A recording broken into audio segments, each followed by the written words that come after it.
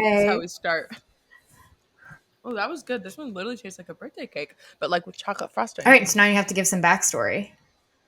What are Wow. you eating, All right, Shannon? What well, are you talking about? I'm eating macarons. I'm going to say it like that because we were just joking. We were just joking about how macaroons are something else. No, I am eating macarons. I have a horrible French accent. I'm very sorry. And they're very good. I'm eating one that is a churro flavor, which is insane. I'm like living my best life. Also, I can't tell. I did just post a story. Okay, it was my own story. Sometimes I accidentally post on the Instagram, our Instagram, Maybe I almost of did random that shit, yesterday. or vice versa, where I'll post a very, very specific Bachelor thing on my Instagram, and then I'm like, oh shit, because like 3 people will see it. I'm like, I'm sorry, you saw me be unhinged about this TV show that has its hold on me. On us. But whatever. Anyway, these macarons are amazing, and shout out to the Bearded Baker in Brooklyn. Not SpawnCon, but small biz and delicious. Love it. But yeah, so yum. But less sweet was this fucking episode of the show. But like how I did that. I feel Nice. because we talked last week about how it was like meh, like it was like a meh episode, and boy, did they deliver No, it was this like week. they gave it to us. They did not hold back on any drama. They literally gave it was like I had no time to process anything that kept happening over and over and over and over and over. By the time the episode was over, I was like, holy shit, where did the last 2 hours of my life go? Yeah. I forgot Nick Viall was there. Like everything was truly chaotic. Yeah. But wow, yeah. What an ep. With a lot of wild stories. A lot of wild stories, some good ones, some important I can't wait to ones, talk about them. You know that date is and my. also some horrible ones because men are horrible. But You know, I've got sorry if some you're a man. thoughts that I absolutely need to share about one of the We will men get to on this those group thoughts. date. Yeah. But before we jump into the episode, I want to give a quick disclaimer because Yes, please. everybody, if you're listening to the podcast all the time, you've heard me say it over and over and over. But any of the like bad behavior I discuss of any of these men, and also good, like, so okay, we're obviously this is a future trigger warning, but we're obviously going to talk about sexual assault because of what happened on the episode. We're going to talk about like spouse death, lots of like pretty heavy things, cheating, even like verbal abuse. Like we're going to touch on a lot of these things, so it will be a lot. And I don't want anyone to think if I mention astrology in these contexts, I don't want anyone to think that I'm equating these people's behaviors with their charts. No one is born to do any of those things, to anything. So what happens to them happens. Anything like that can happen, especially when it comes to sexual assault too. That specific story, like, no, things can happen to us. It's not written in the stars, but what is written in the stars is how we respond, the kinds of things that happen in the aftermath of like this event to our life, giving us shaping the rest of the way we move. So that being said, I probably won't there won't be a lot of discussion about like astrology and those really tough things, but I just wanted to give the blankets moment because I don't want anybody to think that I am a heartless astrologer over here. Like Right. none of that coincides. We've said it before and we'll um say it again. yeah. The chart is a blueprint. People make choices. Yes. Good or bad choices. Yes. And also people have things happen to them that literally are not their choice either. So that also, again, that's not because of your chart, but also the things that happen to you. The choices then other react. people are And the making. way, right, exactly. So anyway, that being said, I'm just like feeling really good about how I was able, I knew I knew about some of the men, some of the shit that popped out in this episode. If you listened to our preview episode about the men when I was just looking at the charts, you'll know that I knew. I knew that some of these men were going to be fucking shady. And I know that we don't all want to make assumptions on people's charts and but men can't be trusted, and most of the time they do act out the worst parts of their chart. Very obviously. That's why men and women of zodiac signs seem so different. Also patriarchy. But anyway. Well, that's why I can't wait to Woo! talk about my when we get there, of course. I'm not trying to skip ahead. Yes. But I cannot wait to talk about my least favorite player. We have a lot of DMs that we have to respond to in this episode with my thoughts. I need to make my appearance, my very rare appearance on our Instagram story very clear. I have to add some context because I said some things that people might think are wild. But I'm really curious for you to tell me about his chart as we talk about the things that I say that I noticed. You know what I mean? Like, I'm going to be like, I saw him do this, and this is something that not everyone else saw. And you're going to be like, well, let's talk about this. Yeah, I definitely could theme this episode as water sign men bullshit, okay? But with like some dose of the air, because Thomas is a super heavy air sign, but there's a water sign in there that's extremely important and on display tonight. So I'm excited. Whew! But anyway, that being said, let's fucking go. Let's get into it. Let's do it. Yeah, let's do it. So, where did we even fucking start this episode? We picked up. Oh, right, Carl. Yeah, on Carl. Poor Carl. See, I forgot about him because I wasn't able to process any of this shit because everything moved too fast. Much happened. They got Carl. The Carl thing bothered me especially because they really could have just given us the rose ceremony last episode, because there was nothing pre-rose ceremony that needed to be seen. You know what I mean? Like, it was all the same, like, dude, what? Oh, bro. Right. Bro. It could have been a preview, like or it could have been like a previously on. It didn't need to be the first 5 minutes of the episode. Exactly. And that being said, because then again, obviously Katie is like, I don't have the time or energy to give to any of these other conversations, so we're going straight to the rose ceremony. Fuck you. But before that, the shoulder to cry on. Greg walks in to comfort her. I hate this. And I don't even have a note on what they said. I don't think there was anything really that mattered other than him being there. But producers.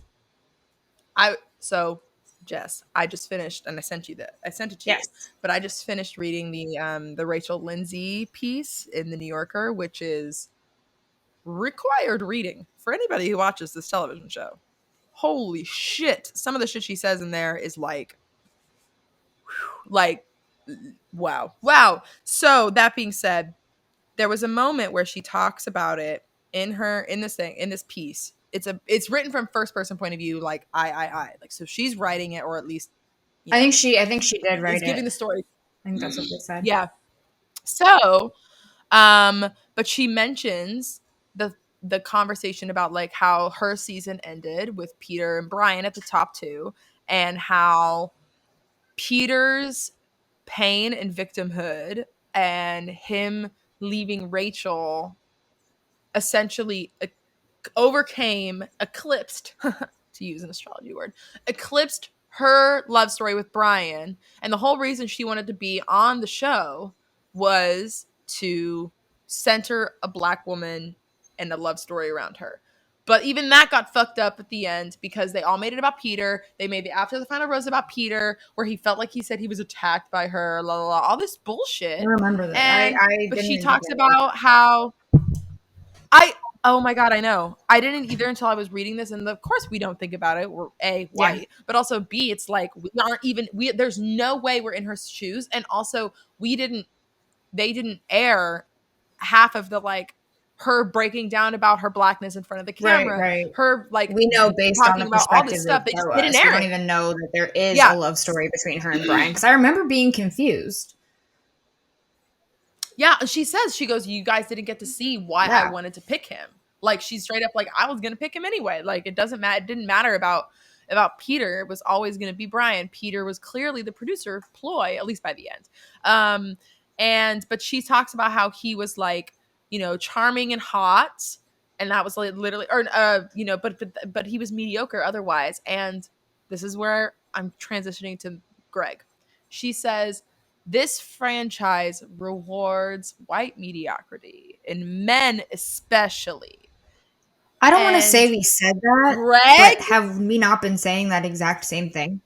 No, literally, yeah, exactly. He is a man, a bland, nothing man who's nice, who doesn't seem like he was, he wasn't put on the date to have to talk about how he did something bad to a woman. Like, like literally, like he wasn't forced to talk about a bad thing he has done. Like this, the way that they are putting up Greg is just that same idea that Rachel's talking about. The only difference is that Katie's white, so she's falling for it. Because y'all, I'm sorry, Greg is literally boring. He's precious, but he's not remarkable. Like, he's fine. I just want to pinch his cheeks, but like, he doesn't give me anything.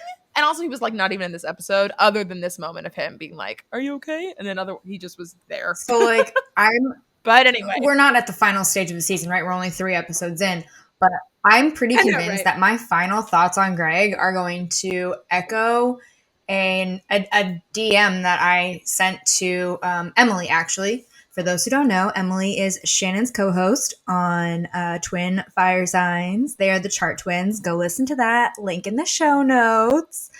But so I was talking to Emily, and we were joking about like this concept of like a Hoboken husband. And I like said this phrase, Hoboken husband. And it's like, listeners, I wasn't kidding when we were in the Meet the Men episode. And it was a first impression and an assumption. And it's now being proven to be more true. If at some point in your life you are like, you know what, I'm not really ready to wait anymore. I'm ready to settle. I just want to find a husband, get married, have kids, whatever. Go to Hoboken and hang out in the bars and you will find a Greg. It's fine. It's easy. It's quick. And they probably work at JP Right. Morgan. Like you'll be okay. Like, literally, like you're probably going to be set up. It's like a last ditch effort. You want a husband that is going to provide you with a very mediocre life. Like, just head to Hoboken. Yeah, it's like, so that being said, Greg is a mediocre man who is just there, and just there being a normal person who isn't like being an idiot. So he is being, oh wow, oh my god, Greg. I'm like, yeah, because he's okay. What I didn't really understand is like, and I tweeted this last night, Katie was on the show. She was a contestant on the show. You know that she has to have some kind of knowledge on the fact that Greg did not come there on his own. Greg was sent there by the producers. Like, that wasn't, like, she doesn't know how many other men are on the other side of that wall that would actively try to come and speak to her had they not been barred. Yeah. You know what I mean? Like, she has to be aware of that, right? Yeah. Or do you think she's just in, like, such a fucking vacuum that she's not? Yeah, part of me thinks that I think somewhere she knows, but I think in that moment she was, like, not like when caring. She journals, she'll like, come to it, but in the moment, nothing. Yeah, right.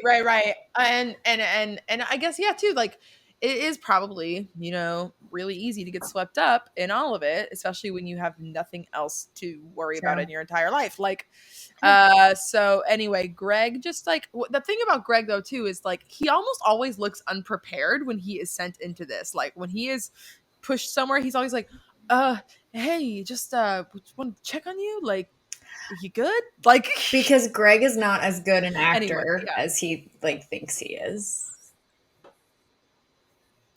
Just saying. I'm just saying. You mean that the money he spent on an acting school didn't work?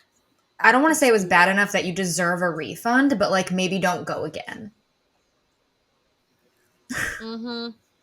No, it's him and Connor. Did you know that Connor B was an actor?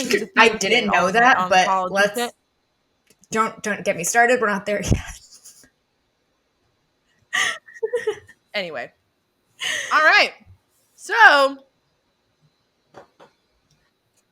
wow. Then we get this is when Carl is being an idiot and he's just punching the air, being a man, showing manliness by being like, I'm ready to punch someone, but only in the air because I'm a Sagittarius and that probably doesn't want to actually punch you because I don't really care that much. The Aries and the Leo fire sign men are the ones usually starting physical fights.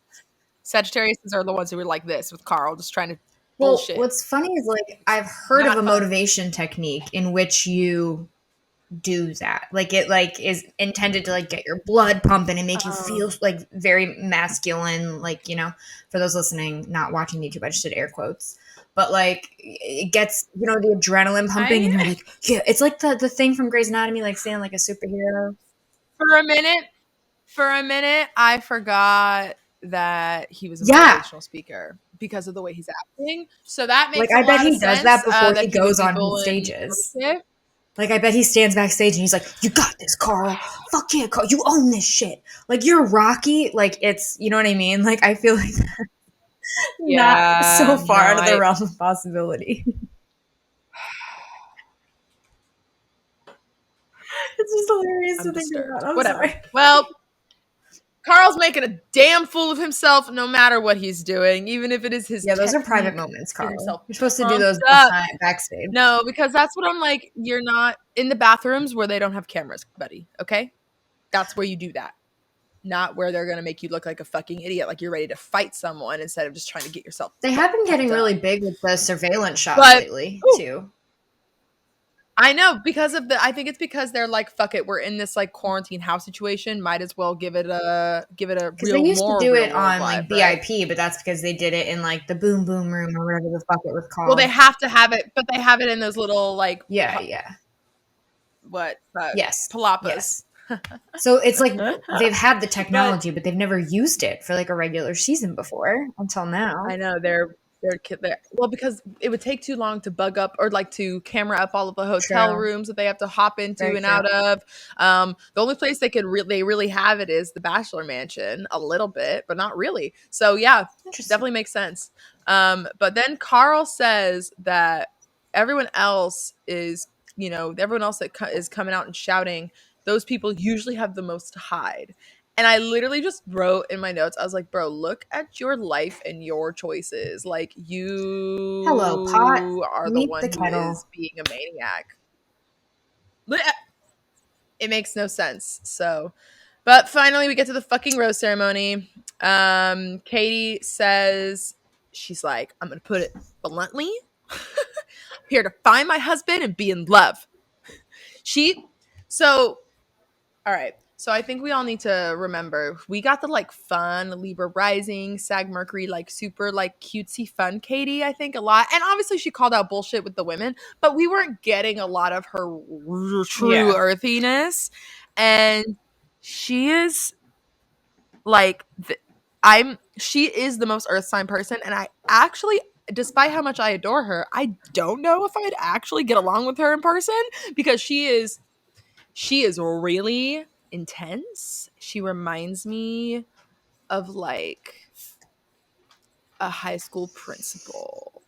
I'm getting guidance counselor. That energy of like who like wants to be cool. Yeah, like just like something, but still means business. Yes, but she's very it's very intense. And I like it, but she's like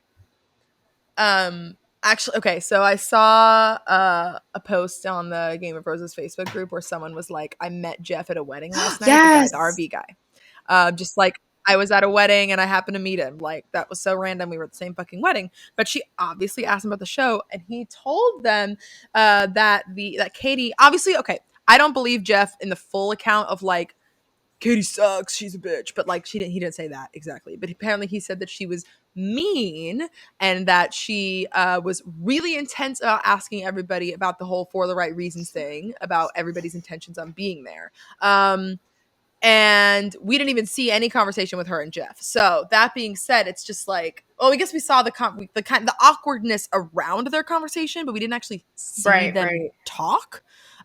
We just got the messy RV shit. And so also, obviously, he doesn't own the RV and he lives in Jersey City. And he's like, I have nowhere to put an RV. They apparently also according to Rachel Lindsay in her New Yorker thing, they give the gimmicks to the biggest gimmicks to the people that they think aren't going to stick around longest. All that being said, Jeff was talking about all of the intensity around her questioning 4TRR for the right reasons. And I believe that of Jeff. I don't believe that she's like as mean as she thinks, but I could kind of see how he, a Libra, would perceive her that way. You know what I mean? Like, I probably don't think she was being that mean, but she was probably just being firm. And Libras are like beat around the bush people, especially the Libra men who are like, wait, you don't want to just tell me I'm pretty first? Like, and then she's like, no, I want to know why you're here. So that being said, the speech at this rose ceremony gave me that energy of this very intense earth sign. Also, Sagittarius Mercury, we're seeing a lot of her Sag Mercury, in my opinion, through so much of this, because again, she's just talking like all the time. But Sagittarius Mercury, Sagittarius' favorite thing ever is being blunt. The word blunt, allowing to be, say, like, I'm just being blunt, like, I'm not being rude. Don't get mad because I'm honest. Like, that's literally how a Sagittarius can get away with so much shit. They're just like, I'm just being honest, like, love you. And so anyway, that being said, Katie, honest. So she starts this rose ceremony, and this was a moment. So she gives out the first few roses. Also, David Hunter. We need to see more David. The fact that David got the first rose, and I don't know anything about him other than he's stunning. I'm distressed. I know. And apparently he said something like in a really quick like interview moment where he was like, yeah, I'm glad we talked about this or this. And I'm like, I wish we saw it. Like, but whatever. But then Mikey. So it's really actually bothering me how much I want to like dislike Mikey because of just like his belief systems, because I'm a Sagittarius and that's who I am. But that being said, I like him and his presence on the show. Like, I think that he is not being shitty on the show, clearly. And the way he walks out, he's like holding Katie's hands, both of them, and he's like, Katie, he goes, I think that he goes, this is obviously wasn't the time I wanted to do this. He probably thought that he was going to get to talk to her again before the rose ceremony, and then they didn't. But he goes, but all of the men agree that Carl is lying to you about someone being there, people being there for the wrong reasons. Not knowing about Thomas, but whatever. And so Mikey's like, and we think that he's lying to you, and basically send him home. And I screamed so loud that I woke up both Olivia and my friend Sean, who were both here. Sean was asleep on the chair. Olivia was asleep on the couch. And I literally screamed and I was like, oh my God! I was like, unionizing! I was freaking out because this has never happened. And she stopped. Literally never happened. Also, this is the time, gosh, doing something right when you get a rose is like, well, that's what I hope Game of Roses said. They're like, you like can't cut it cleanly. Like if you have that rose and you've yet to, and they don't have the footage of you walking away and you just go right into it, like it is incredibly difficult. As someone who is not a professional and edits video and audio, it would not be easy to fucking cut that shit without it seeming like you cut something off. So, good on him. Good play, man. And no, I loved it. It was very timely.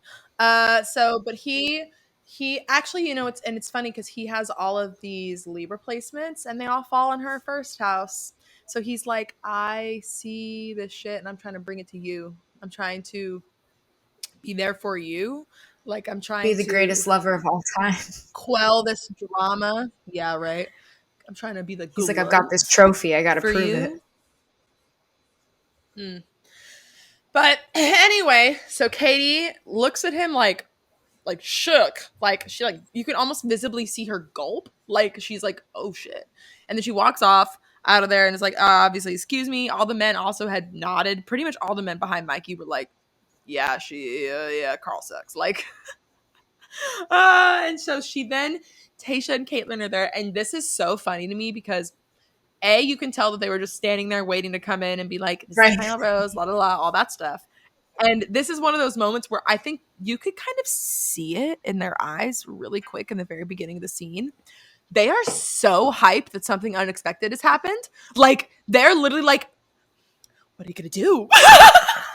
Like, they did not know, or maybe they did know. I feel like the producers knew that something was probably going to happen, but I don't think Tayshia and Caitlyn were prepped. And so they were like, and I'm down. Fuck Carl. So she sends Carl home and he doesn't even fucking say anything. But okay, wait, but everybody else that got a rose was Michael A. So Mikey got the one right before Michael A. Connor B. Courtney, Trey, who has been talking a lot of shit about Carl a worm. Justin. Oh my God. Yeah. Justin, he said he would snatch that rose off of him. Sure you would. Oh man, yeah, right. Sure you would. So Trey, Justin, Andrew M, Christian, Josh, Brendan, and then James, and then Aaron gets the last rose. She literally put him and Aaron up against each other, which is wild. I wonder if she was gonna let Aaron go home, and probably to give the Carl the more villain edit, looping through because Aaron was talking shit, but whatever. So Carl, Kyle, John, poor John, sweet John. The whole internet is freaking out that John is gone. Because it's crazy. But he will be beautiful Paradise. It's fucking ludicrous. He will be. He's perfect for Paradise Bait. Sure. I feel like I can spot them now, like the ones that I can tell they cast for Paradise versus actual attendance of, like, he's a skydiver. They're trying to go. They're gonna go put him on a skydiving kind of frustrates me about like the public response to a lot of these people. It's like, guys, listeners, don't be one of those viewers that thinks that everybody is going to Paradise. We now have so many fucking seasons to pick through. Like, the random guys are not going to Paradise. Stop saying that everybody's going to Paradise, because it's just, you're never going to see a lot of these people on your TV ever again. Ever again. Yep. But John, we will see somewhere though, for sure. They'll be able to come back. Yeah, John. Well, and also John is obviously the social media favorite right now. So they listen to that. Well, that's why, after last night's response, I don't know how Michael's not going to be the Bachelor. No matter what fucking happens, if he does not end up with Katie, I actually do not know how that man's not going to be the Bachelor. I don't want them to break him. Well, so badly. You got my voice memo today. I don't want him to be the Bachelor either. Because, guys, I love him. Oh, I know. Word. Yep, it's on it. But I'm going to email you later. So now we get the group date, which starts really funny because they all have this group date card that gets dropped, and none of it. No, this is actually my favorite thing ever, because this is one of those things that I don't think anybody, and I genuinely believe like pods like Game of Roses took this a little too lightly, but I feel like this is a component of the game. Again, is the love Katie, love Tayshia, love Claire. So that being said, the fact that they didn't put that on the card, obviously we know they don't fucking write them. The leads don't write these cards, especially the men who get the cards in the pretty.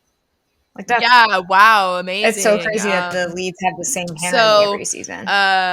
It's so funny that they were like, yeah, we're not going to put Love Katie on there. We are literally going to make these men lose their minds, because they all noticed it. They all noticed it immediately. And I loved it. Or one of them noticed it, and they all freaked out about it with the one person. I wonder if... No, I think that all of these are possible, but like, just knowing what I know about things, like, I feel like it wouldn't shock me if there was a producer standing off camera like, wait, it doesn't say love Katie? Wait, guys, doesn't it usually say love Katie? Huh? Guys? Like, I would absolutely 10,000% if you told me that there was a producer who like made them go, Hey, wait a minute. Does it say love Katie? They were trying to give they that always to do Connor say B. love Katie. I think he was the first one to like that they showed saying something about it. So yeah. Does it say yeah. It was the producer behind him whispering like, so anyway, we have on this date Aaron, Courtney, James, Connor B, Aaron. Wait, did I say Aaron twice? I did say Aaron twice. Aaron, Courtney, James, Connor B, Justin, Thomas, Brendan. Yes. I feel like there's one other in there. Oh, Hunter. But it's okay. Because Hunter obviously was the first person to talk. Okay. Yeah. So Hunter. When yes. They walk into this fucking date, and it's so dramatic and stupid. Lil Nick Viall, who honestly I'd love to hate him, and I love him, but also he's cringe. And the fact that they gave him this date is so funny to me because this is just, they're like, yeah, you have a podcast where you talk about dating life, dating problems. Let's just let you sit in here instead of putting a licensed therapist in. That would have been maybe a smarter idea. Even if it's like some bougie, dumb Instagram therapist, they couldn't have gotten someone like, oh my God, could you imagine if like the stupid, like the holistic psychologist. Tamoka? Stop! Sorry. She'd be all talking like, okay, so guys, how do you think that your emotional intelligence rates now versus your previous relationships?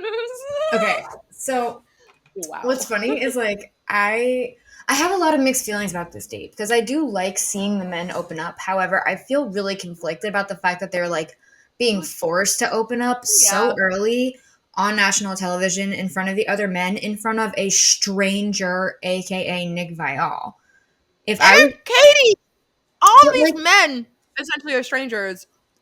Well, right. And but that's what I mean. Like, they've had 3 weeks together. So, like, yes, they're all strangers. It's so early in the process. But then, like, they've literally never met Nick Viall before. Mm-hmm. And you're telling me that, granted, and we will get there. I think that a lot of these stories were, like, safety net stories. Not a lot. A lot is a lot. But I think that stories were told that were, like, safety net stories. We didn't get half of them.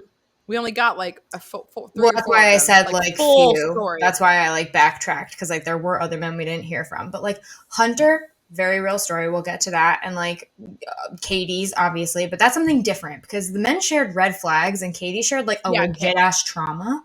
So that was like a whole other thing. We will get there. Yeah. I have thoughts on that too. But it's like thoughts on that part. If I was in this position, if I was put on this date, I would decline. I would absolutely decline to fucking share. And I would sit there and say like, look, I have no issue. You're the person that I intend to marry if this process works out well. I have no issue talking to you about this, but like, I don't fucking know these men and it's really not their business. I'm happy to share it with you, but I definitely don't know that guy. And he's got a podcast. I don't want him talking about this shit. I don't want people talking about this shit. Honestly, absurd. So yeah. I had mixed feelings about it. So it starts off a little tense because of all that shit. Yes. Just hanging over the head. And he says that we are going to be truthful and share with Katie the things we're not so proud of. Sure. We're going to be truthful. Then he lists off he lists off all the things he knows people will mention, probably because he's done of the them producers himself? telling him, or that too. But because the producers have told him already what they've overheard. And ghosting, cheating, and then anyone trying to be the next Bachelor, which is just stop with that stupid shit. We'll have to get there eventually too. We will get there, but like, I need to say like, because this has been in my brain since last night. You are really producers trying to convince me, editors, that you want me to believe that none of these men, with the exception of Thomas, even considered being the Bachelor before they came on this show? Are you fucking kidding me? No, Jess. No. See, none of these men are stupid enough to say it out loud. No, of course. That's like, that should because be bare minimum. All them bitches have thought about being the Bachelor. But that's what I mean. Like, you can take the narrative where it's like, oh, we shouldn't fucking say this, but like, the producers wait for these people. The producers wait for these kind of people. They wait for someone who has loose lips. And of course, a Gemini's son is the one fucking Thomas with loose lips who's just like, okay, let me just blah, blah, blah, blah, blah, blah. And you're like, bro, you should not have given up that much information. Right. So we'll have Hunter. So, okay, Hunter shares first his story about how he was married to a woman he thought was going to be his forever woman. He had 2 kids with her. But during all that, this is where he was vague. And I feel like, I don't know if this is like the whole story, but who knows? It was a good version of the story to tell in this setting where he's like, I had to work a lot and I put a lot of effort into working and I threw myself into all of that because I used the excuse of, oh, well, I just want them to have the best, but I guess I was overwhelmed and I wasn't a good man. All these stories kind of turn out to the men being like, I just wasn't a good man at the time. Yeah, exactly. And so Hunter says he's just like, I never would have imagined divorce for myself. It's crazy. It just doesn't affect. It's like this. I failed at marriage. It doesn't just affect me. It affects 2 kids. Like he was crying. It was big time.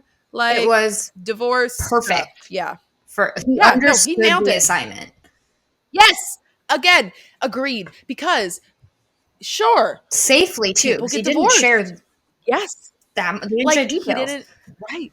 Exactly. He was vague and was like, look, I just dived in. And his quote unquote mistake was, letting his work and stuff get away from the time. But like, he could have been doing anything in between all that shit. But he was smart and was like, I'm just going to talk about how I wanted to work really hard. And then I didn't have to have time with my wife or my kids. And we grew apart. And that's why we got divorced. And it sucks. And I hate it. And I can't believe I never, right reasons, I never wanted to get divorced. I never considered it. But then he circles back and like, we're good. He circles back and like subtly includes what he's learned, right? Like, and we'll talk about Connor B when we get there. But Connor B sat there and Connor B was like, and then I read a bunch of self-help books. Instead, Hunter took the route where he's like, and I came to the realization that like I need to start fixing things before it's too late to fix them. Like by the time it's too late to fix them, it's too late to fix them. So you're like, oh, okay, this is someone who understands marriage because he's been married. And this is someone who has made the mistakes and now knows how to correct the mistakes. Like that is someone that will be a good partner. Like, and he demonstrated, if you have to say you're a nice guy, you're not a nice guy type of deal. Like you say the proper things and like the idea is conveyed, like the idea comes across. Yep. And he's a Scorpio moon too, so this was definitely a big moment for Hunter, having to like share his big intense feelings that he has on the inside, because every Scorpio moon I've ever met has some kind of secret, and it's not necessarily a secret that's like bad. Like secret sometimes implies bad. No, secret just means like I don't tell people this unless you are in my pack. Like you are my people, my person, whatever. And so that Scorpio moon was doing a really good job of sharing that stuff. So proud of you, Hunter. And obviously Katie very was into it. Tears. Guys, that's what fucking Katie crying looks like. And we'll get there, but that's what crying looks like. Right. Honestly, it's funny. I think it's interesting how they edited this because they bookended this whole experience with Hunter first and Connor B last. And it actually, in my opinion, versus Thomas last. They knew that Connor B's would be maybe more of the bigger hitter, but also it was somewhat uplifting of an end versus Thomas being the dramatic end. I say uplifting with big air quotes because again, white boy mediocrity that people are falling for. This man, and worse, this man's shitty. And Katie's like, oh my God, that was so strong of you sharing that. And I'm like, yeah, so strong that you shared about verbally abusing your girlfriend and love it. No, we'll get there because like I said, we know I've got okay. Next was Aaron. Okay. Aaron is the example of the story that wasn't really the assignment, and he was really skirting around it because Aaron is like, my dad had a stroke and I was dating this girl and she was going through something similar, but then, over time I wasn't able to be the man I needed to be for her, and we were both we needed each other. It was an obligation eventually. I just wasn't the man I wanted to be. I'm like, that's not it. That's not the assignment. You didn't do anything bad. You just dated someone and you broke up because you weren't. That's not. No. Give me. No. Don't like it. So that was vague, boring. And then it was just like a parade of all of them kind of going at once. And I don't really have anybody noting of any of what these men said, because at that point I was like, what the fuck? And then this is when we get Thomas, which Thomas is, the men are focusing on the wrong thing with Thomas, in my opinion, because again, like you said, what dumbass of you haven't wanted to be the Bachelor? Shut the fuck up. You better call him out on the other shit, like going on a date before the show. So he said, when I first met you, this is, okay, so Thomas, let's talk real quick about Thomas, because so before this started on the men preview episode, I talked about how he DM'd me his big 3, and he's a Gemini sun, Aquarius moon, and Aquarius rising. That being said, when I went to go check his birthday that matched up with, he could be multiple, like 2 different spectrums of a bunch of other signs, like Mercury, Venus, and Mars all change signs, like basically that one fucking day. Gotcha. Surprise. So that being said, I had 2 guesses for him on all 3 of those signs, but all of the guesses, it was like you could either be all 3 of this one or all 3 of the other one. So it was like, it wasn't like I had to mix them all up. Anyway, this episode, in my opinion, and again, this is still unconfirmed, so maybe he's not this, but I think it is. And either way, whatever I'm saying about this is still true to that sign, even if he's not it. I think we are witnessing Cancer Mercury being horribly brilliant at what he's doing, because so if he has a Cancer Mercury, he would also have a Gemini Venus and a Taurus Mars. The Gemini Venus, to me, is what pops out in his whole, oh, I didn't even know what to expect. I just was kind of going for it. Like, I went on a date a week before the show. Like, I had, I didn't think that I was like, I had nothing to expect. And he also then, of course, starts off with, so this is another reason I think he's a Cancer Mercury. Cancer Mercury are really good at talking around the point. Like, really good. And really good at manipulating you into think the thing that they just said is what you needed to hear at the time. Like, and then you'll forget about what you actually asked. And he's done it with Katie multiple times already. And she kind of starts clocking him on it eventually. And then he still wins. Like, he still gets her because he's just like says vague, happy, nice bullshit. He's like, because he even opens this up with, when I first met you, it's a very upfront conversation and everything happens for a reason. And like all this, again, all these phrases that mean nothing. And then, yeah, I can't tell you I showed up for the right reasons without thinking about a platform. But the best thing I've done is come in onto this. And, there's a list. He says that there's a list of red flags he'd be happy to discuss with her. Like, I went on a date 1 week before this because, like I said, I didn't know how it would work out, but I really like you now. And he's doing what, again, another, I love comparing the annoying players that we hate, Connor and Thomas, to Jed, because both of them, this is what Jed did, but Jed did it better.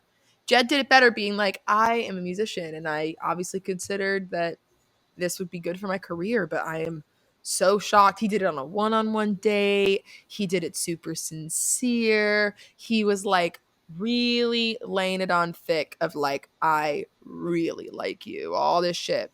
Thomas is doing it in front of all these men on a stupid date. He is being so like, he literally can't keep up with what he said 5 minutes ago and like talks around himself. Like, it's so clear.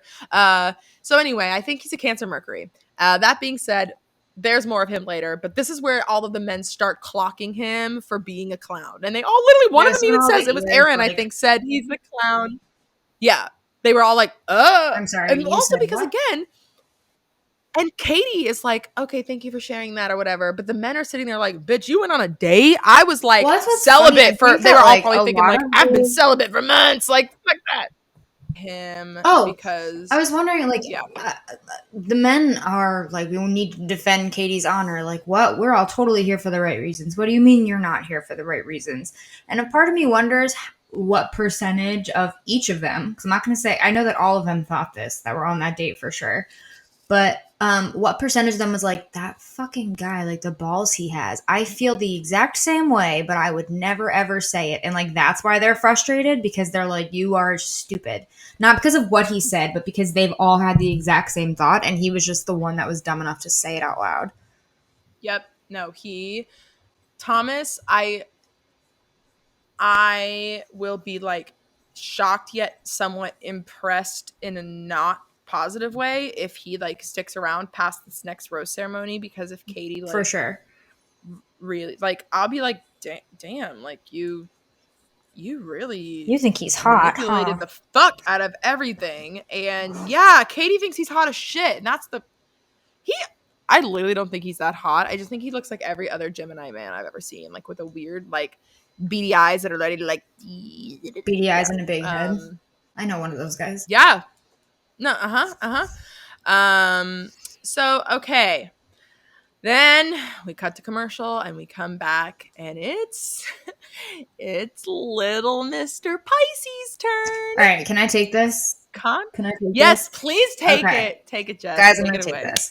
I'm gonna eat my macaroons and laugh. So I had a hot take on the stories last night. I have come to realize that Connor B seems to be a personal favorite of a lot of people's. He's not a favorite of mine. Okay, and we're about to clear this shit up. Or mine. Yeah, or Shannon. Shannon agrees with me. Do not claim. Yeah, no. We over here at Through the Roses Align again are not falling. And I've been new too. You go listen back. I've been new that this man was going to do some dumb shit. Oh no, I figured something was going to happen. For sure. And it's funny because it's not even about what I expected it to be about, and I am thrilled by that, because it just gives me more things. Well, it's funny that I'm like, great. I do think that it's about what you think it's about. I just think that he is taking a long route to get there. So, okay. Let me look at how old guys, he is. He starts talking about how he used to get blackout drunk. And I'm paraphrasing. There's a lot more to it than this, but these are the key points. So he used to get blackout drunk a lot. And when he was blackout drunk, he used to verbally abuse his partner. But I will say that he buried the lead here, because they're supposed to be talking about red flags. And while getting blackout drunk very often is a red flag, like, guys, be safe, be healthy. He also included, don't forget, the thing is, he included that he is, first of all, he was working at a piano bar. And if you've ever been to a piano bar, you know that those people playing the piano and doing the musician, you know they got to be fucked the fuck up. Either that or completely sober. It's almost like no middle ground. Like, there's a weird sober dude who's just jamming and singing all night. I remember versus the guys who get sloshed drunk and are very good, and they can like, because like true musicians can like, you can be fucked the fuck up and still bang it out. Like you don't have to. I mean, Elton John. Most of the concerts we all see. Elton John used to be fucked up all the time. He's one of the greatest piano players of all time. Yep. So anyway, that being said, but you did forget also, because he's talking about, yes, verbally abusing his partner, burying the lead while also saying, oh, I did it to my friends too. Right, of course. My friends. Yeah. So don't worry, guys. My friends were mad at me too. It wasn't just my partner. Woman I dated and cheated on. So he buries the lead and the red flag, and like the biggest problem that he addresses, because I'm not going to say it's his biggest problem, because I don't really think that he's being honest, but I'll get to that in a second. But the biggest red flag of it all is that he verbally abuses people. And you know the age-old saying, like, drunk words are sober thoughts. Like, there have been many circumstances in which someone has said something out of anger and tried to backtrack, and I've always been like, but you think that, though.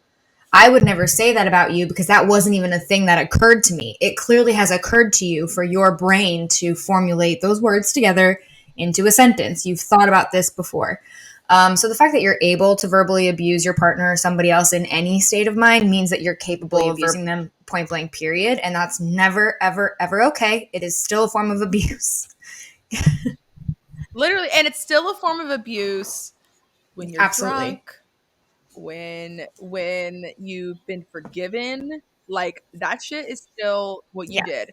And also, like, fuck, I was going to say that again. I lost it. Whatever. Keep going. Well, so this is where we get into me. I've not liked Connor from the beginning. Connor's always put a bad taste in my mouth. I've not been a fan. I've gotten vibes from him.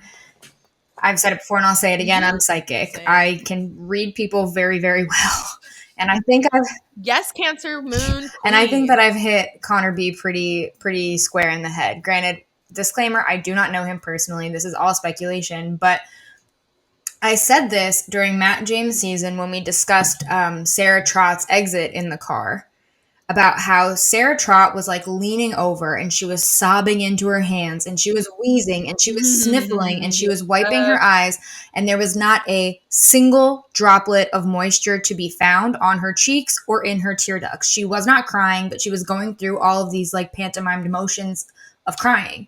And I couldn't help but notice that Connor B during his story was doing the exact same thing. You could barely hear what he was saying over the amount of his sniffles, like the number of time that he sniffled and was like, and that's like a known symptom of crying. And it seems like he was trying to fake.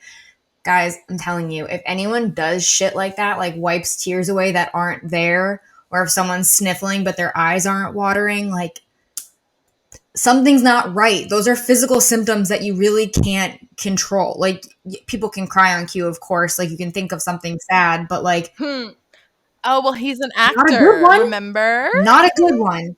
But this is what I'm saying. Like there are actors that but like actors that can create moisture on cue, that can produce tears on cue.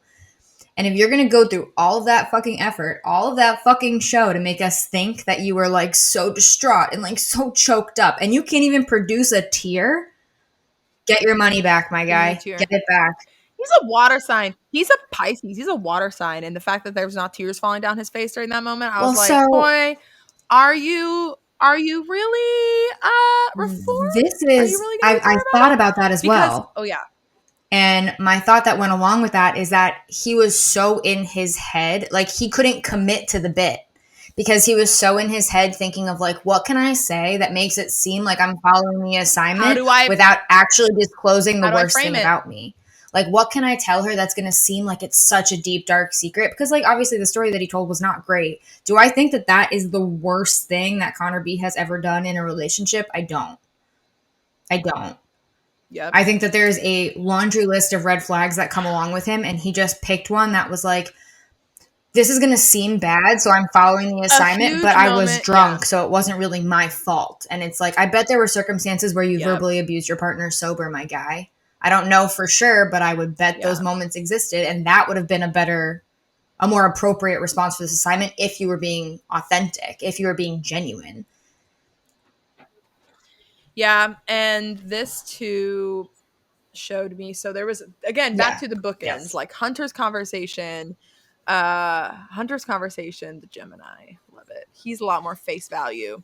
Mutable signs, Gemini versus Pisces here with these two conversations. The Gemini mutable sign is like pretty face value. Geminis kind of tell you everything to your face, and they tell you like, yeah, I have these both sides of me. Like, I did that shitty thing, but I've learned, I've grown, we made it here, whatever. Also, Hunter's a little older. He's, whatever. He has kids too to think about. Kids age you immediately. So, that being said, Connor B, the Pisces, he was like, how do I slip? How do I be honest, but slip my way in and out of this? And Connor's also a Sagittarius moon.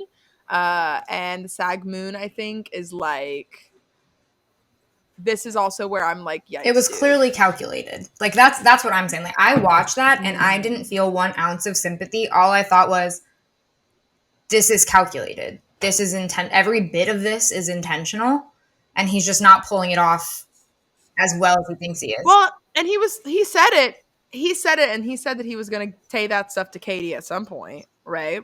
So I wonder, right, again, I roll.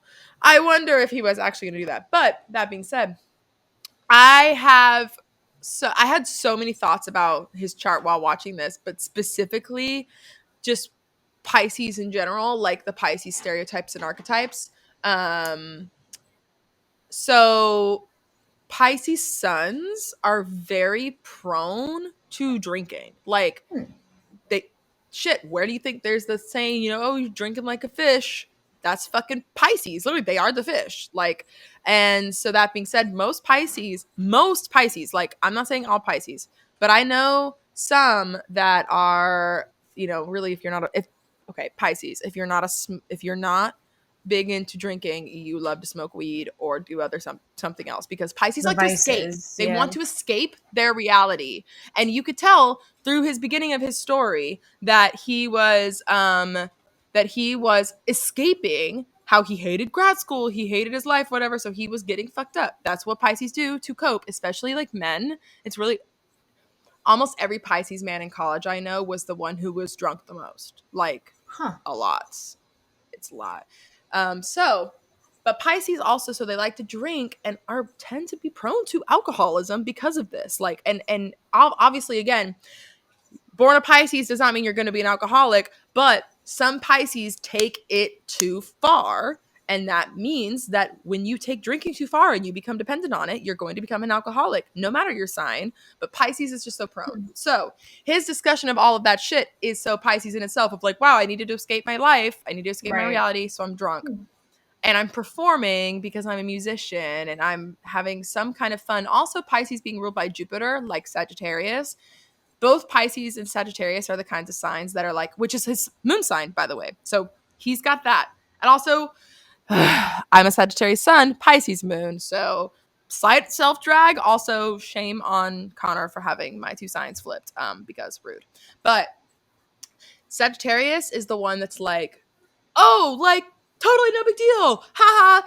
Just funny. It's a joke. We're cool. Everything's funny. Right. Like, my trauma's just a joke. Like, I'm just kidding. Like, let's just get drunk. Woo! Like, party guys. Whereas the Pisces are the ones who are like, yeah, I don't really want to talk about it, so I'm just gonna like drink really quickly right now. So it's like the same but different sides, this fire sign version versus the water sign. So it's interesting that his coping mechanism was the Pisces vibe of drinking, but the Sagittarius moon is what was like ignited when he was super drunk. Because that Sag moon is the one that's like, I don't give a fuck about you, about you, about you. Also, he has an Aries Venus. And Aries Venus is like the classic, like, oh yeah, I will literally fight my partner. Is like Aries Venus at their worst are the people who start fights because they want to feel like they can win something and that it's like a good thing that they won it and they got through that together and we did it. And then they like fuck a lot. Like they have great makeup sex and that's like the Aries Venus vibe. Big romantic comedy in and out. So no, it's okay. So that's the thing, guys. Like when we're saying that he like buried the lead with the verbal abuse, like we've discussed before that Connor B at Shannon compared him to Jed for more reasons than one, but he is an aspiring musician. Like sure, he's a math teacher and he loves his students, but like he's an aspiring musician.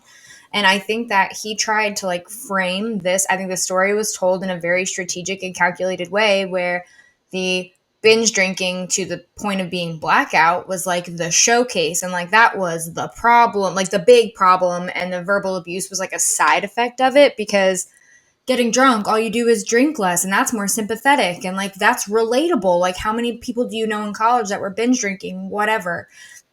But it's the actual red flag and like the point that should have been made. And the thing that should have stuck out to literally everybody was that he verbally abuses the people around him when he becomes unhinged. And that's never somebody that you want to be around. If somebody, granted, verbal and physical abuse, while both still abuse, are different. But it's like if somebody hits you when they're drunk,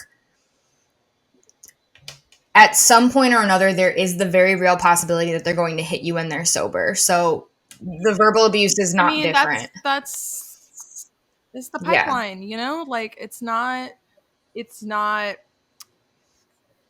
either way, nothing is good about it. Managed to just like slide it in on the side as a symptom. And it's like, yeah, and that's the other part of him too, that Pisces about him is that slipping around and being like, look, and I actually was a victim of myself. I did the self-help books. I went to therapy. I did it all. But you know what? One thing he didn't say that I think was the most important of it all, he did not say, which Hunter didn't mention, but Hunter has mentioned otherwise. He did not say, Connor did not say that he is sober now, which is the key. Because it sounds like, buddy, you have alcoholism issues and that when you're an alcoholic, you do bad things when you're drunk. So you know what the solution to that is? It's to stop drinking.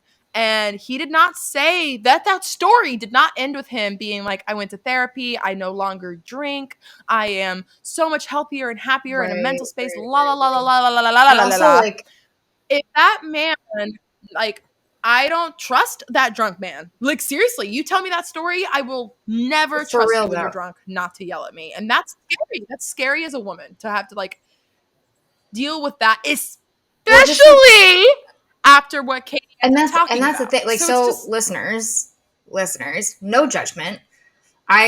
Shannon and I partake in preferred vices of our own. Like, I enjoy tequila every now and of then. course. Like, I get wanting to party, I get wanting to have a fun time, whatever. I'm telling you this as a caring friend of yours because we're all friends here. Getting blackout drunk often is really not a good thing. Like, I don't know when it got so normalized, but blacking out is not good and you should not be doing it often, if ever. That's really, really bad No. And it's bad for for so so many many reasons across reasons. the board. It is Like, that's literally too much. That's like Google it, talk to a doctor about it. I'm not a medical professional, but like it should be known across the board that if you are drinking to get blackout or if you are drinking and blacking out a lot or frequently, I'm not calling you an alcoholic, but there is that's some kind bad. of problem there that you should fix for your own well-being and safety. But talk to a doctor. Don't ever if also preface now that we're saying this just because I don't want to give bad advice, disclaimer, if you do drink frequently, please talk to a doctor before you stop drinking altogether. That can also be very very dangerous and you can die. Like please talk to a doctor. That's a What? whole other Wow. thing. So if you drink a lot, do not quit cold turkey. Talk to a medical professional before you do anything. Thanks. But Wow. anyway. Well, yeah, but anyway, Connor B basically, again, red fucking Yes. flag city. Katie is watching him kind of like stone faced. Like, she's looking like there is the itty bitty hint of concern behind her eyes. Otherwise, it's just like kind of a like, just like staring at him as he says this. She, says, thanks for sharing, la la la. And that is when she opens up about her own Yes. story, which this is so completely separate from Katie's story. Katie, okay, actually we'll just talk. So Katie, obviously, trigger warning right now for sexual assault. I'll put it in the show notes too, like a timestamp. She yeah, she talks about how she on 10 years ago, New Year's Eve, so she was 20, about that age. So for context, I had been drinking. I was involved in a situation where there wasn't consent. I was in denial, so much so I tried to form a relationship with him. When that didn't work out for years, I had an unhealthy relationship with sex. I didn't want to have it. I didn't want to talk about it, and that kind of and she says that gets in the way with the relationships. This part I'm kind of paraphrasing, and she obviously realized she had to fix that. And she talks about how she was not always sex positive, and this specifically incident is what kind of made her eventually end up making like attempting to Yes. become sex positive. Like she is so sex positive and vocal about it now because she wanted to empower herself to have sex again, to do all of this, to basically take her life back. And I Yes. fucking love that. I love that narrative for her too, especially because the whole point of the fucking her thing last season, everybody was annoyed at her for being only that person. Well, she's just the sex girl. Well, there's a big old Right, reason as to exactly. why. And Katie is the first Bachelorette to ever share a sexual assault story Well, yeah, I on guess so. the show as the Bachelorette. She's not the first Bachelorette or player on the show to have been or Right. discuss being sexually assaulted. Apparently, I think again, I meant Game of Roses mentioned it, but apparently the second Bachelorette ever was sexually assaulted on her season. Um, which, but again, but like she wasn't speaking about it, right? Um, and then Corinne obviously had the Corinne and Demario issue happened, and Kaylin talked about her sexual assault to Colton. Yeah, Colton. And so, but Katie is literally like the first Bachelorette herself to be like, yup, I've dealt with this. All of you men have to sit. What I did love about this too, and this setup of it, well, first of all, one question is, how is she going to tell the rest of the men? Are she going to rely on the fact that they're going to tell her? If so, that's not cool that the men would be like, let's go tell the other men about it. So it's kind of a muddy situation in that way. But otherwise, I love that she was like sitting this in front of all of the men. Like, no, she didn't, like, no reactions. Like, she did not allow. She's like, no. I'm not going to tell you one-on-one this stuff. No, I'm going to tell you as a blanket because I need you to all fucking see. It was like almost a look at your life, look at your choices thing where it's like, you see what people do, you see what men do. Like, this is a problem and this is kind of why we did this shit. But at the same time too, it's funny because like to Connor B cried real tears now at the end. They panned to Connor B and he like actually was tearing up now. He's got some kind of a soul. Wow. Yeah, Pisces, classic, crying over other people's problems, but not his own. But the other thing though too, so Katie, so this is where I wanted to, this is my kind of the root of my disclaimer earlier, because I wanted to talk about her chart, specifically the fact that now I remember whenever I originally looked at her chart and I was like, oh, she has a Taurus Mars, like, interesting. I wonder how that comes up, like, kind of thing. And this, other than, so Taurus Mars is notoriously sensual and they do enjoy sex usually, but Taurus Mars is Mars in detriment. And what that means is it's not a sign that, Taurus is not a sign that Mars likes to be in, because Mars is the like, go, move, fight, fuck, like, energy. And Taurus is like, I'm trying to lay on this couch, eat this food, and not do Mars things. Like, I don't want to, I'm not trying to exert myself.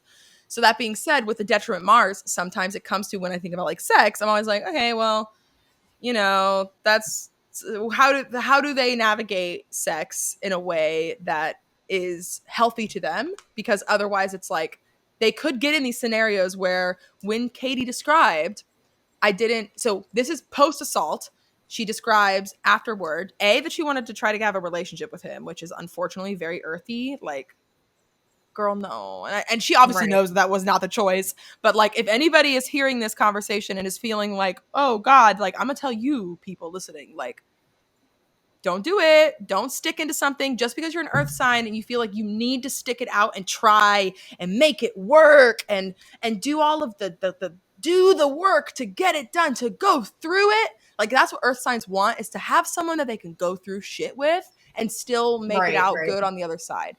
But hey, earth signs, the lesson here is you don't actually have to keep these people. Like, you can literally let go of a shitty person that fucking anytime you need, just because they have maybe rocked your foundation a little bit doesn't mean you have to like make them be the ones to fix it. Fuck it. Leave them.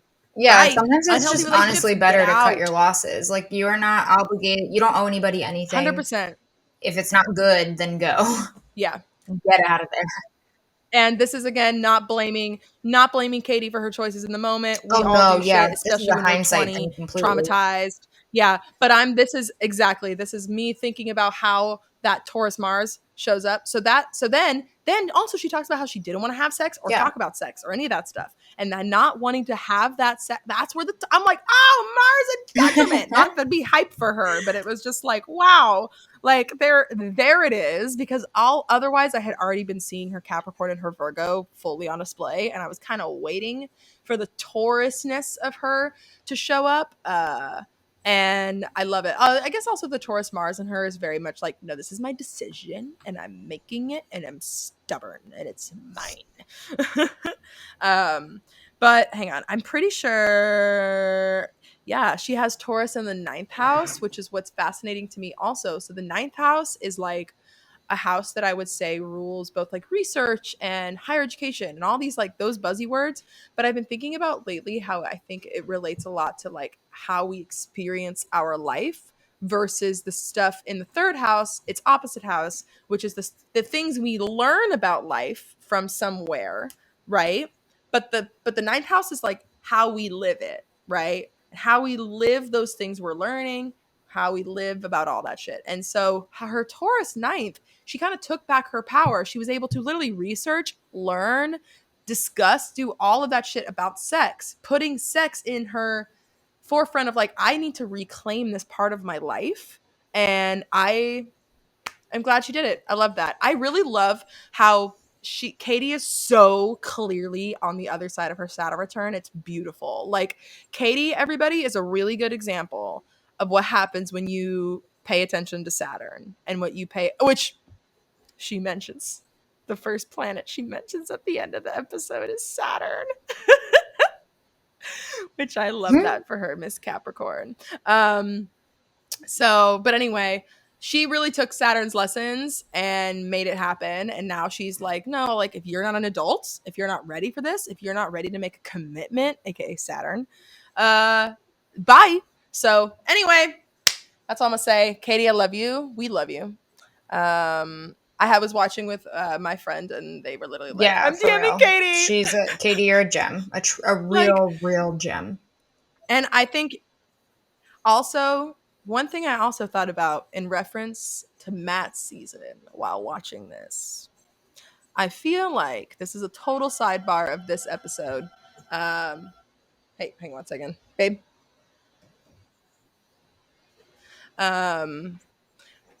Okay, so total sidebar. I think, Jesus Christ, sorry. Okay, the doorbell was ringing a bunch. Okay. My total sidebar, I feel like Katie could have easily been like, could have unleashed these stories on Matt's season if the narrative of her and Matt was going differently. Like, so for instance, we're on Matt's season. Right. This is an alternate timeline. All right. Diving in real quick. We're on Matt's season. Katie and Matt hit it off and they are doing better together. And then from there on, she tells him the dead dad PTC of my dad has died, la la la, like that changed me, all this. That's the first emotional story she tells to carry her past her one-on-one and through the next stuff. She maybe unloads a little more other things about it. And then we get, because we have to meet the mom, we have to meet the family after we hear about that, right? So we meet the family, we go to Fantasy Suites. Fantasy Suites, she tells Matt James this story that she told the men here. She tells Matt James that story. She says, this is why I talk so much about sex. She gets to call back to her OG, opening her limo exit. She goes, this is what happens, all that. Essentially the same exact same phrasing she said to the men. She could say it to Matt, just like that. Matt has no choice almost but to keep her to the top two. But then most likely, because it's still somewhat of a timeline, probably picks Rachel or whoever else, picks someone else. Heartbreak edit hardcore for Katie. Katie's still the fucking Bachelorette. I'm just saying, she really was like set up either way, I think, to win, to be the Bachelorette. And I think that everybody being like, it doesn't make sense. She got cut at 11. No, whatever. I'm like, yeah, but the producers made their decision. Like, I think that this display from Katie makes me so sure that she was cast on that for that purpose. So anyway, Katie would have been Bachelorette anyway. Michelle is just our bonus because Michelle is fucking awesome. And they probably didn't expect that, but who knows? That's that.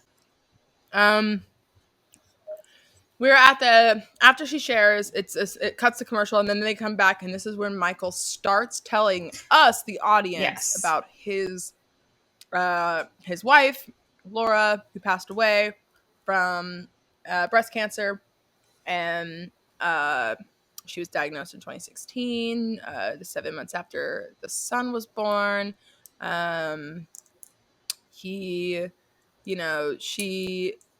He also says that he's the only she's the only woman he's ever said I love you to. I don't know if he said that now like this, or if he told that to Katie, but either way, that's what that was. But this experience, he told me, he told me he told me via the television, that, so he tells, so he says that he has been like the being here means like this is literally the best way you could say something like this after having a dead wife being and then going on a show like this. He says, he goes, he was here, he was with her forever.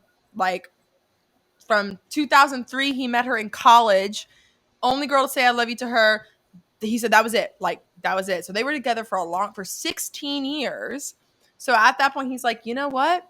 He goes, I see this as an experience to find a new love and get my life back on track or not my back on track, but like get this opportunity that I wouldn't have let myself have in real life. And that actually makes so much sense to me. Like genuinely, like him being like, fuck it, my wife died, like who cares, like I'm gonna just go on this show because they want me, I guess someone's nominating me, cool, I guess I'll do it, why not, I've never done anything for myself since my kid's been alive, like, you know, I love that idea for him. And what he says to Katie later about how he's like, I was nervous and feeling guilty about my son, like thinking that it's selfish of me to leave, but he says that he's like, no, my son deserves to have a happy father, and this is something that would make me happy. And he has family that can take care of the kid. It's like 6 weeks. It's barely that long. It's fine. But love anyway, him. Love Michael, that being said. But he's telling that to the men. And this is another moment where I liked Mikey because he was like, he was talking about it and he's kind of choking up. And Mikey goes, take your time, man. And it was just like, the bros. The show, I'm going to specify by saying the show makes me feel like Mikey is he means well. He really, like, even if he has like problematic opinions or like, wow, you know, whatever, and things unrelated to his virginity, like other things, like whatever, he is not doing it out of malice. He genuinely thinks that he is caring about people and helping people with his business. Yeah, and that's I'm not making wonderful excuses. But it also almost gives me more. It actually gives me I know. And it actually gives me more reason to believe that the ninth house of his chart, aka also we were just talking about in the ninth house, but we're talking about it again in a different way of the belief systems that we hold, religion falling here. It really would make sense that he has a ninth house Libra in that the way you said it, because he's like, yeah, I mean, he's just kind of going along with the problematic shit despite him personally meaning well. That's very like Libra airy bullshit of like, you know, I'm just gonna like do what my parent, like I'm just gonna do what they say, but like I also know that I'm not a shitty person and I'm not gonna whatever, but also he posts about women being pure, so it's like weird, but also that stuff is just laced in horrible toxic virginity bullshit. It's just anyway. But the show itself, as you said, the show is portraying Mikey like a genuinely decent dude, which makes sense because they want the Christian Trump supporter to be that guy. But whatever. But in that moment, it was funny when he was just like, "Take your time, man," and it was like, "Aw." Also, it's so funny. Mikey is someone that makes me feel like he's younger than he is. Yeah, wouldn't have guessed that. All right, but then we're on the night portion of Katie's date, and it's just like, it's mostly just when the Thomas mess starts. Because otherwise, it's like one conversation with Justin, and then Connor, when he tells Katie, I just want to bring my whole self and be genuine and honest and all that bullshit, and he gets a kiss, and I'm just like, and then he ends up getting the fucking date rose. I was so mad. So mad. I was like, Katie, you're falling for it. I was infuriated when Connor got this group date rose, like, because she starts going through like all the names and doing that stupid thing that they always do. And I don't know why, but I liked it when Tayshia did it. Hate it when Matt did it. Also hate it when Katie does it. It is like, let's say everyone's highlights. Like, don't like that. It's definitely a new thing the show is taking on and telling them to do. To like build suspense, I'm sure. Well, how about this? Maybe Tayshia was the one who did it first, and they kind of were like, "Oh, nice, keep doing that." And then they told Matt to do it, and then they told so that everyone. I think that's something we're gonna see forever and ever now. Yeah, I hate it too because it does exactly what it's supposed to do, which is drum up the competition, suspense, drama. And then, of course, and all the men get to hear the lead's supposed front. What amplifies drama more than that? But it just, I remember like when she said Connor's name first, because like he was the first one she mentioned. And I was like, if he gets this rose, I'm going to lose it. And when he did, all I was thinking was like, Yep. Katie, dude, like, are you good? Like, are you okay? Are you okay? And we know that I'm a little cold, and we know that I'm a little hard, and like when someone's crying and I think that they're being slightly dramatic, like I definitely recoil a little bit, but that's just me.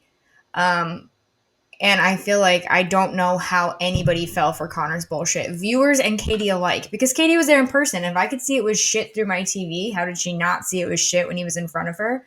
But like, what? I'm shook. I expected better of I think her. it's either one of those moments of Mhm. choice or being, I did too, but I also think that she's getting conned by Greg too. Like, I genuinely think that all these, again, these nice, mediocre white boys who show fake growth and they women are like, oh my god, yes, like that's why I these people are also, thirsting after these two men though, specifically, and it's such a bummer. I The think show, it's oh worth god, noting that I'm like, we'll get to the dinner portion when Michael and Katie have their incredibly emotion driven conversation, but like Katie's ITM interview, like her talking head interview after her conversation with Michael, about her conversation with Michael, like it is very apparent to anybody who is in touch with their own emotions that Katie just wants to be loved so fucking badly. And like, that's not a problem. Like, that's a fine thing to feel.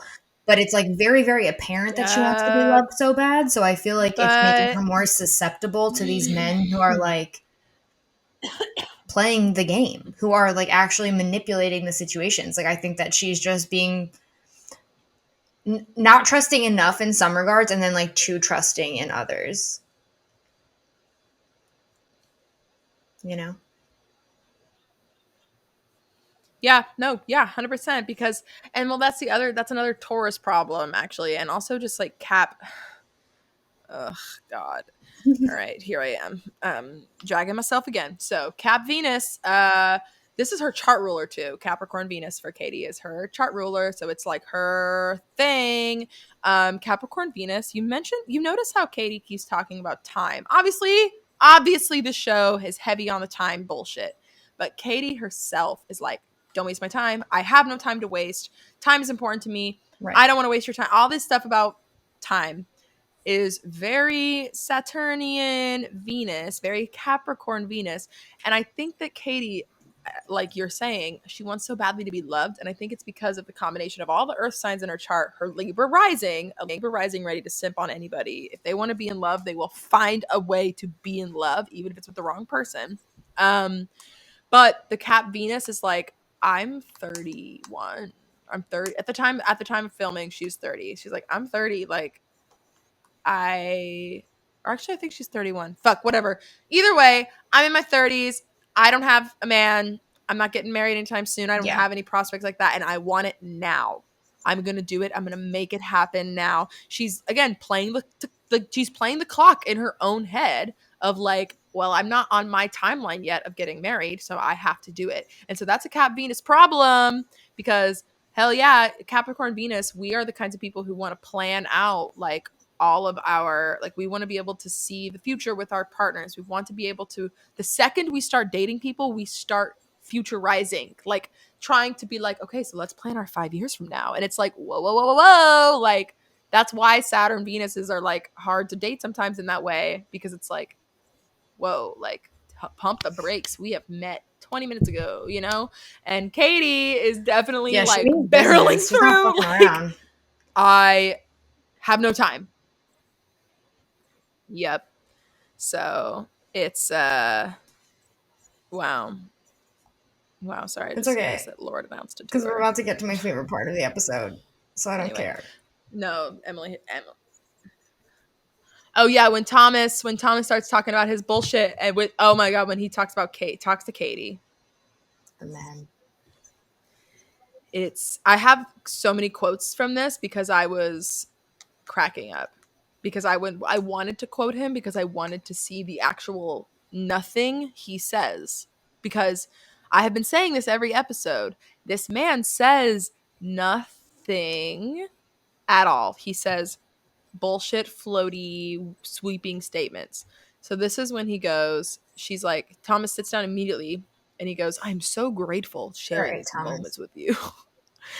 And she says, well, I want you to like share your red flags. Like, since you mentioned there was a list, like, would you share those with me or whatever? And then he goes, the biggest thing I want you to know is, I didn't ask for, I believe when two people come together for this connection, it's a reason. And then he starts going and she goes, I just feel like she goes, I feel like you're dodging a question. I want to hear the red flags. And he goes, sorry, I have notes about, apparently it jumps to the men talking about Thomas, discussing that he puts on the charm. And I also said this immediately on the preview episode about his chart. The Gemini double Aquarius, that is the charmer man who will say all of those airy fucking words, just shooting them out to the sky with no meaning behind them. He has no meaning. Gemini, especially God, air sign men, especially the Gemini and Aquarius, because the thing about a Gemini and Aquarius man, except for him, he's a little different. I think he's too pretty to have to do this, but most normal people you'll meet, Gemini Aquarius men tend to be those charmer dudes because they rely on their words and their brain to get them by with stuff. Whereas Thomas has never had to work that muscle, so it's clearly not that strong. I mean, I've been with one of my exes was a Gemini, and he had like a million interests that he could always talk about. He was always open to hearing about what I wanted to do, and he's really good at keeping up a conversation, texting, all those things that, we like and shit. And so I loved that. And Aquarius men are similar because Aquarius, you fucking put them in any situation and they can have fun and vibe. They are Saturn ruled, so they still have a job and getting their shit done, but they're also like weirdly have a strange quirky interest. But with Thomas, it's just like he clearly has no words, no brain, just no brain, no thoughts, just vibes, just fake shit that he says out of his mouth. Men almost exclusively, with one exception that obviously, but it's interesting that you say that because that is, I think, the opposite of my experience. So now I'm curious about the rest of their charts because I dated a Gemini guy that when I confronted him with, so did you cheat on me? He stood there like, duh. Oh, that's another Gemini. Did not know how to respond whatsoever. Gotta love that bullshit. No, he was a piece of shit anyway. That sucks. Fuck that guy. Gemini, great liars too. Great wordsmiths. I mean, and Thomas shows it too, where he says one thing and then he says something else to the men and then he says it again differently and he like changes his own shit all the time. Gemini, Aquarius, the mind changers of the zodiac, both of them. They will change their mind on a flip of a dime. And so then he tells her that every day this gets realer and realer and I don't want a second of doubt. And he doesn't want to say that word yet, but I want to marry you at the end. And her body language here is so bad when she like hugs him, but she's like, okay, and they like kiss or whatever, leave. And he's like, I need to make this secure. And so he goes to steal, and he ends up stealing from Aaron, who's like talking. He goes, there's one line that you clearly overhear from it that they leave in, and it's like him saying, yeah, and it just made me really aware of my own mortality. And I couldn't help but giggle at that because it's just dad talking about his dad having a stroke. Not like a near-death experience, not like whatever. And it was just wild when he was like, it made me think about my own mortality. I'm like, damn, dude, okay. But anyway, steals from fucking Aaron. And this is when Thomas is like, this has been heavy on my heart and I want to express where I'm coming from. Fear and love are very similar things, rooted from the same thing, or whatever. Saying nothing, here he is. And then he goes, as long as I can remember, there's been a strong energy pull to you. But, buddy, you just said that you didn't really give a shit about her coming on the show, and it just was so for 3 days you've had this energy pull to her. Which is also a Cancer Mercury statement. I literally know a Cancer Mercury man who speaks like this and makes you think, yes, Yes. Actually, he would never. It's my mom's like not really boyfriend anymore. They're like exes, I think. But he's a Cancer sun though. But he's a Cancer Mercury, and watching him try to get a thought out in a way that isn't like in a million circles first. Like Cancer Mercury sometimes is someone that I look at. I'm like, please get to the point. Like, stop with your like, well, it's just this feeling of man, la, la, la, la. And you're like, okay, great. And this is exactly what I wanted to yell at Thomas this whole time. I'm like, okay, I'm shut a up. firm I don't believer care. in, like the way to communicate boring. is be brief, be bright, be gone. Wow, look at you. Just say what you have to say and on it, direct. Let that be that. Yep. And then she says, you're so passionate about your feelings and I can tell. I'm just really happy you're here. And then they kiss. And this is where I'm like, Katie, what are you doing? What are you doing? Excuse me. Are you well? Katie, no. So, whatever. But are you well? No, she's not. And then he goes in and just like lies bullshit to the men. Just poops out of his mouth. He's just like, he tells the men that I had to steal. He lies because he was trying to make a reason as to why he had to go steal. He goes, I had to steal because I had to tell her something really important. Oh, well, what did you tell her? Oh, well, I told her I'm falling in love with her. And then all the men are like, what the fuck? You already did that? Like, clocking bullshit. But then this is when she comes in and cuts all that off, and we get the rose handout to Connor B. And she mentions, this is what I was annoyed why. This is why this section annoyed me, because she mentions David and Hunter, and we didn't even get their conversations in the edit. We didn't even get to see her talking to David. Like, and I guess Hunter's you could have assumed Hunter's was from the earlier portion of the date, but David, she straight up said, David, she goes, thank you for sharing that this process makes you uncomfortable. I'm really glad you're here and sticking by through it. I'm like, so if David doesn't like this process hater, he wasn't getting air for being the process hater. That's so funny to me. But whatever, she gives a rose to Connor B, and then she leaves, and then the men continue to be annoyed at Thomas and Aaron is such an annoying Virgo to me, because he is so picky and also just so rude. Like, he's like, this man's repulsive. I mean, hey, I agree that Thomas sucks, but he's like, I find it disgusting and it's repulsive. It's like such a Virgo insult of like, he's dirty and just gross and I just hate being around him. Don't talk to me, bro. Don't even look at me. Don't be near me. No, I know. And like, I saw an interesting take about like the way that the men reacted to Carl and then the way that the men reacted to Thomas. And it's like all of the issues we had with how the women were treating each other last season. Like, there needs to be some kind of like rollover, because I get, defending the queen's honor and like whatever the fuck else you want to do. But at the same time, like, there's no need to be mean. There's no need to be malicious. If you have an argument, you don't need to resort to insults. Bottom line, period. If you have a reason to not like them, yeah. Yeah. I actually feel like they did this on purpose too, that they wanted to give Katie men that would be sassy like this, or at least stoke the drama, so that they could have that moment of like, oh, look, ha ha ha, see how it's just like this, Katie, like every time. But whatever. And this date ends. I'm over it. Thomas is like, I'm here to find a wife. And Aaron goes, this morning you were here for a platform. That I did love. Aaron has a few good lines. Okay. He's annoying though. I'd stand by the fact that he's a picky little bitch, and he probably eats. Aaron gives me the energy of someone who like only eats like 5 things, and one of them is chicken fingers and French fries. I don't agree, but I see it. You know what I mean? I see what you're saying. That energy of like, it's disgusting. Yeah. He's not white, so he has more potential to probably be less of a picky eater. But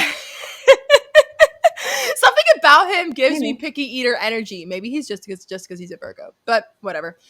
And then he says that Thomas is a Cancer in this house, and I cracked up because I was like, Cancer? No, not a Cancer sun. Got it.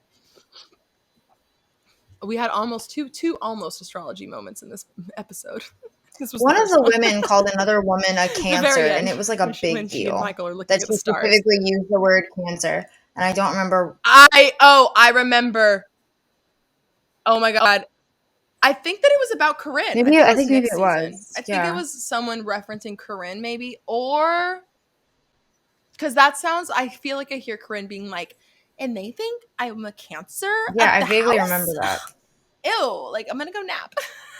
I feel like I remember her too, but yeah, that was not the first time that's been uttered, and I love that it just keeps coming around.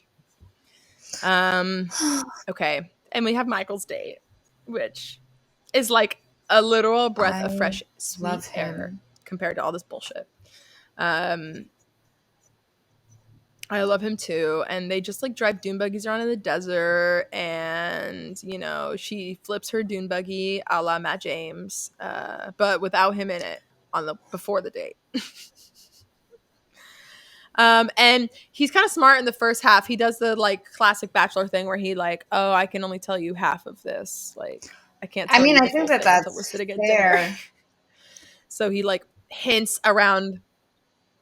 Oh, yeah. Well, it's like I would also rather have that conversation sitting face to face rather than like if we were going hiking or something. Like, I'm not going to talk to you about something serious while we're hiking. If I can just like look at you across the table, right? Like, exactly. It's more intimate. But he says a lot of really good lines here, though, where he talks about how he deserves to be the happiest dad. Like I mentioned earlier, this is more like a pause to work on me and find what I need. He says, I'm experiencing life all over again, like brand new, which is so precious because, yeah, like this man has never really dated. Like he's never had these experiences. It's precious. And then he says, people say this ends at an engagement, but no, it begins with an engagement. And she's like shook. She's like, oh my God. Wow. But that's it, though, is that she's made it abundantly clear that like this ends in an engagement. Like if you're not ready to be engaged, do not be here, whatever. And this is like with Hunter, like this is a man who most definitely is ready to be married because they were married prior and did not leave the marriages because they were not prepared to be married. Like Hunter had his business or whatever, but he looks back and he's like, I could have saved that marriage. And like, I wish I did save whatever it is, So as someone who, do you not feel like more comfortable when you and your partner are on the exact same page? Like, of course you do. Of course you do. So him sitting there, right, and him sitting there in him point blank period saying like he is saying all of the right things because this is an established man, which is what we were saying in the Meet the Men episode. It's like, where are the men? And it's like, we've found the men. We've found the men. This is him. That's for sure. And it's just so cute. And he again asks to kiss her, and she's like, fuck yeah, literally. They do look kind of like siblings are dating now, I will say. All right. Then we pivot a little bit.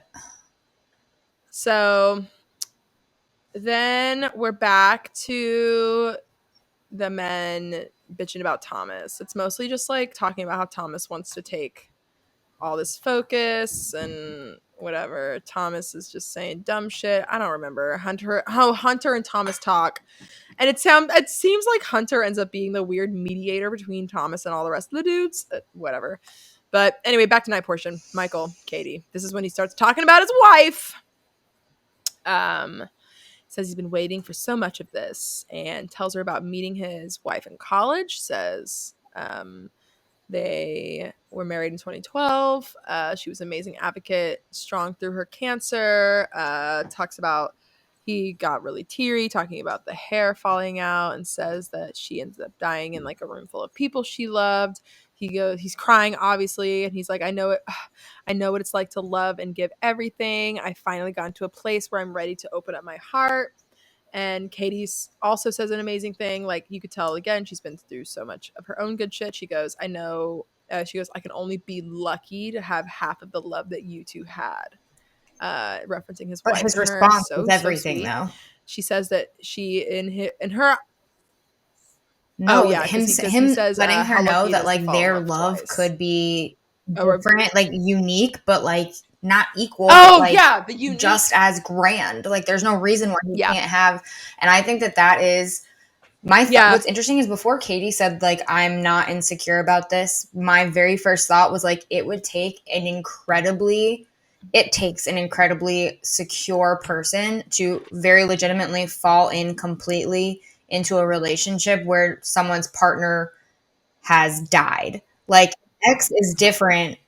That person is not an ex. yeah, Like that's a like that, different like, circumstance entirely. And like it takes a no, very special, well, confident, secure person to thrive in a relationship like that because almost everyone I yep, know personally that's been in those situations, it's failed miserably because you've been in that mindset of like, I cannot compete with a ghost. Like you think that they're always thinking about them and like whatever. And yep, they haven't even started a legitimate relationship and he's already calming those fears. Like it's incredible. projected all this shit. Yeah. Oh yeah. Oh yeah. Michael is so sweet with that, and it is interesting too. Yeah, you're right. Like Katie, any woman who dates him will have to see photos of her in their house. Will have to talk about her to the kid who is his mother. Like that will be present. And Katie, of course, she's like, I'm down for sure. We're cool with that. I'm great. And she says in her ITM, she's like cry laughing. She goes, I'm so overwhelmed with sadness for his pain, but overwhelmed with what our love could be. And that's what she also said. Yeah, he talked about how our love we could create is unique. And then she gives him the rose, and he says, building this relationship with Katie is giving me hope because she's someone I could love. If we walked away from this, it would truly be a forever kind of love, and it's all I want leaving I here. mean, That's what it's Katie says. true. And that's also what he says too. You That's what he know said. that if What he a says blessing the to words fall in "I love love you" to twice, which is Katie, like he precious. fucking means it. Like, there's no way that someone who's been through that amount of pain and has like known a very real love is gonna Yeah. throw around that term willy nilly. If I was Katie and he turned around and even said at any point in this journey "I love you," I'd be like, oh, okay, so it's for real. Like you're like in this. Yeah, So you're picking him. Well, and that's the other thing too is I feel like the second I she think so thinks she may too. not want him, if that's the case, she will send him home. Like, and she'll do it. She'll do it like on a date, just the two of A real them, moment. not in a rose ceremony. It'll be like whenever Yeah, Hannah yeah, like when Hannah sent Mike Brown home. She like took him on a date, and like she was like really emotional, and it was like a private thing. But yeah, I also want to say that Michael is like the earthy counterpart to her. Like truly they would get a lot if they picked, honestly, I'll say this, no matter who she picks, this guy is probably the on like paper, this is right the guy you guy for choose. Yeah. her, like of this mix. Yeah, because he, first of all, his super earthy chart will match up to hers, and he's also super Venetian too, in that he's got a lot of Taurus placements, and that also Taurus placements. Taurus is, I mean, I was saying it earlier, but in a negative way. This is the positive spin to Taurus, literally sticking with their person, making it work, and making it for the long haul. Like a Taurus is like, oh, you're it. I'm yours. You're mine. I love you, and we'll stay like 16 years, dated Even when for it's a bad like idea. over almost 10 before getting married. No, but yeah, Yeah, exactly. That's right, what I'm right, saying. Is right. like this is the positive where like it worked because they were meant for each other. But there's the opposite too, where it's like you I know a stay tourist even like if that. you shouldn't be staying. So yeah. Oh, I know every tourist like that. Like every tourist I know is like that. Um, and so yeah, it is quite a struggle with the Taurus people. So he got the positive end though, where well, I mean, Right. not positive because she is no longer with us, but positive in that, they got a beautiful love story, a child that he loves, and he is now getting to do this. So anyway, love Absolutely. Michael. He got the rose. Hope he sticks around. Top 4 material. Peak for sure. Men and the bullshit. Okay, now back to the Okay. bullshit with the men. And Thomas. Yeah, it's just like Aaron. Aaron is such a fucking Virgo though again, where I keep noting it in the thing. I'm like, such a Virgo. He says, Carl was just dumb. Thomas, even though I don't like him, I'll admit he's a little smart, which is funny because I don't think Thomas is smart at all. Thomas is just a better manipulator than Carl. Carl was a loud manipulator, which is funny too because they're talking about opposites. Because Carl is a Sagittarius, and Thomas is a Gemini. And the Gemini is the better liar because he's a little shiftier, whereas Sagittarius is very point blank about themselves. Like, all right, fuck, I'm gonna be chaotic and punch the air. And he told everybody everything immediately. Like, he told the truth when he went to go talk to Katie, and it got him in trouble. But Thomas came out and was like, I told her I loved her, or I'm falling in love with her. And then this is when he says that didn't happen.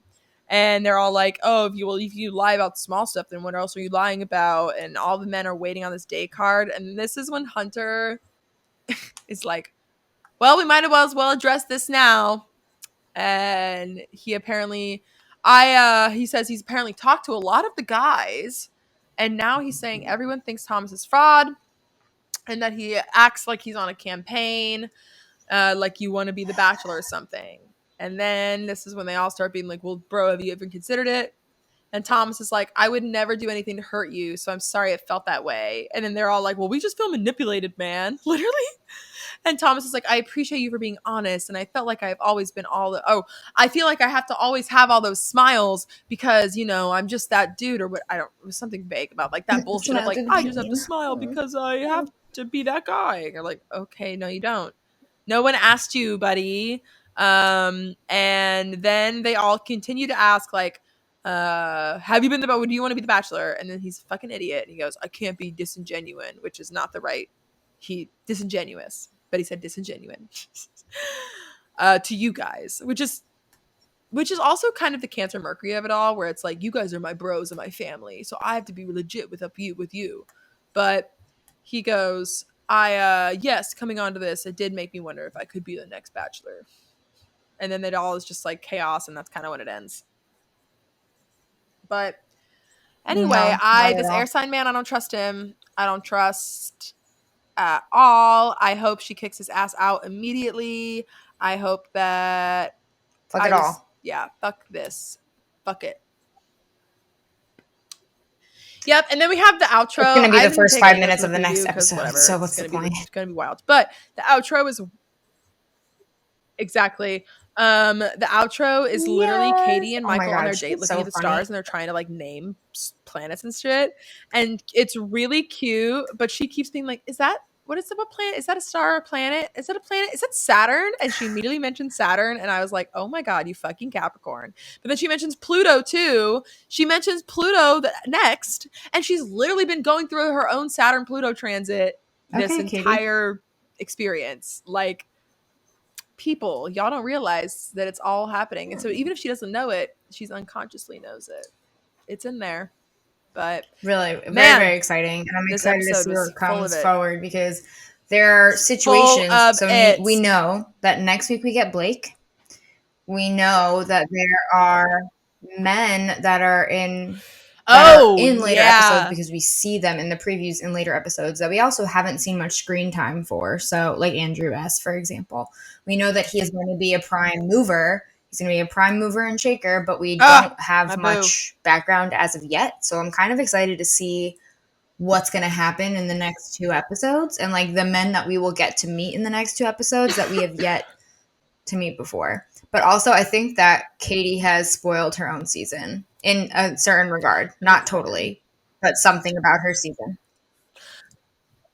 Oh, Katie is trying so hard to do it too. Like, she's trying to spoil it, in my opinion. She tweeted, yes, when Taylor Swift announced that she's re-releasing Red next, she tweeted a list of the songs she was like, my friends are assigning songs to the men of my season, and here's some of them.